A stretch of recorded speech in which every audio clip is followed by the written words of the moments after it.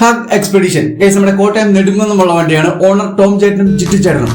Case Tom ചേട്ടൻ ശരിക്കും ഗൾഫിൽ നിന്നും തിരിച്ച് നാട്ടിലേക്ക് വന്നതിന് ശേഷം ആദ്യമായിട്ടൊരു 14 സീറ്റും അതേപോലെ 20 സീറ്റും ട്രാവലറുമാണ് എടുത്ത് അതിന്റെ സാരഥിയായിട്ട് നമ്മുടെ സുധിച്ചേട്ടനെ വെച്ചു.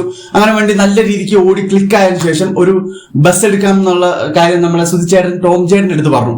അങ്ങനെ ഇവർ രണ്ടുപേരും കൂടെ പോയിട്ട് 34 സീറ്റിന്റെ ചേസ് കാര്യങ്ങളൊക്കെ എടുത്ത് നേരെ വണ്ടി ശിശിരെ കൊണ്ടുവന്ന് കിട്ടിലുമായിട്ട് ബോഡി കാര്യങ്ങളൊക്കെ ചെയ്ത് ഇറക്കി 2 ദിവസമായുള്ള വണ്ടി നേരെ ജിങ്കിയിലേക്കാണ് പോയത്. ജിങ്കി AC കയറ്റി. ഇപ്പം വണ്ടി നമ്മുടെ ജിങ്കി AC വിത്ത് പുഷ് ബാക്ക് സീറ്റാണ് കേസ്. അപ്പം ജിങ്കി AC നിന്ന് ഇറക്കി നേരെ ഇപ്പൊ പോയേക്കുന്നതെന്ന് പറഞ്ഞു കഴിഞ്ഞാൽ നമ്മൾ അനുവദനീയമായ സെറ്റ് വർക്ക് ചെയ്യാനായിട്ട് നമ്മുടെ ട്രാൻസിലും അതേപോലെ ഇഗ്നിറ്റിലേക്കുമാണ് വേണ്ടി പോയിട്ടുള്ളത് ഗൈസ്.